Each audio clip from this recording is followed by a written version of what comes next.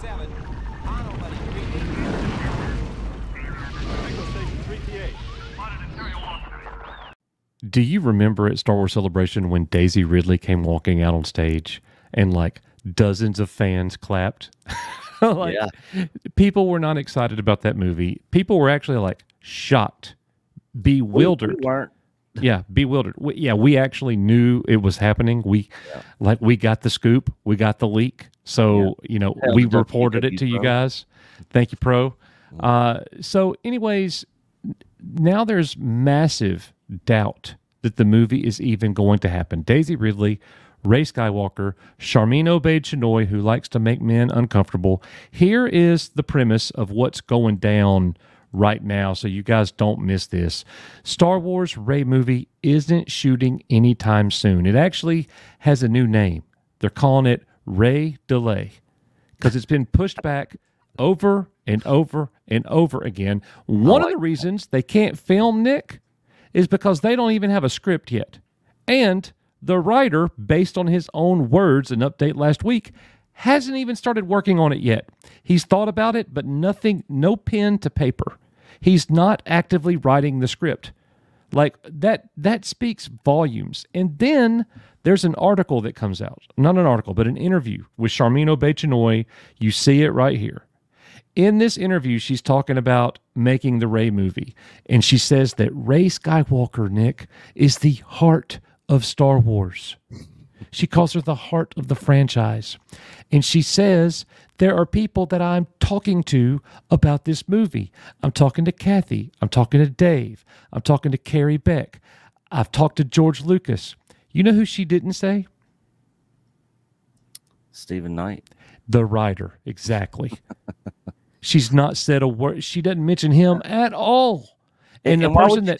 And why would she talk to George Lucas? This wasn't even his character or his stuff. He's probably like, why are you talking to me? That's just jangling keys at you. Yeah. But Matt Rissman, our producer here at the channel, is the one that actually watched this interview, texted me and said, she didn't say a word about the writer.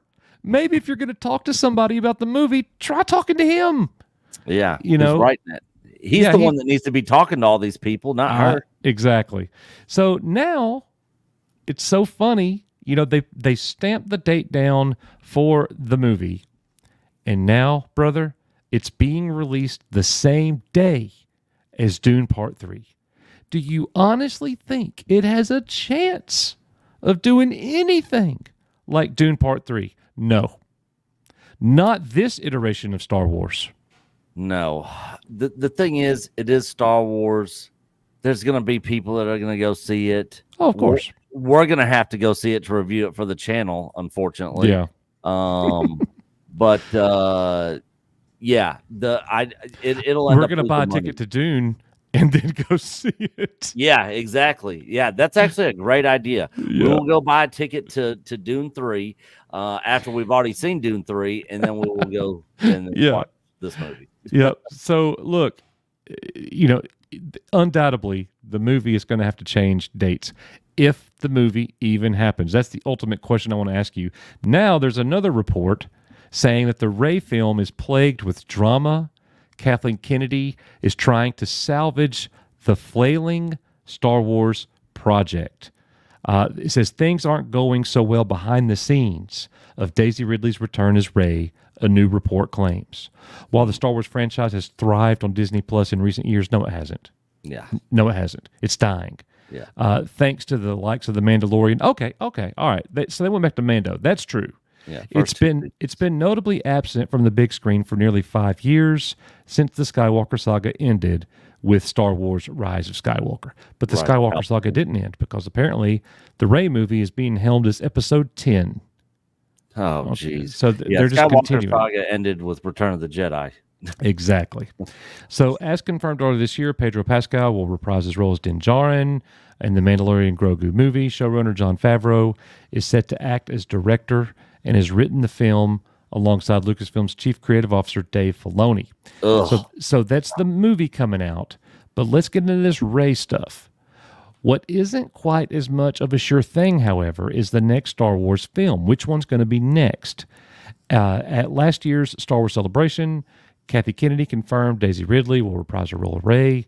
The film is said to follow Rey's efforts to rebuild a Jedi Order 15 years after the end of Rise of Skywalker. The latter ended with Rey adopting the Skywalker name because it's 2024 and you could be whoever you want to be. Yeah. Having been brought back to life by villain turned anti-hero Kylo Ren, Ben Solo, played by Adam Driver. Driver has emphatically insisted he will not be returning to Star Wars ever. I don't blame him. Yeah, me either. Besides, there's a lot we still don't know about the film, including when or if it will actually make it to theaters. In May, Ridley told Collider that there's still no update on the script.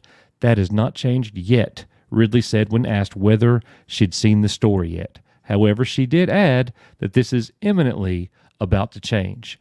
In a recent report from World of Real, if the report is true, we won't count on that happening anytime soon. The site claims that the film's writer, Stephen Knight, has spent over a year trying to crack the script and that Lucasfilm still hasn't received a final draft. In fact, Knight, who also wrote the upcoming Peaky Blinders movie, has apparently written 4 drafts of the film in total, each of which have received notes from Kathleen Kennedy about how to improve the story.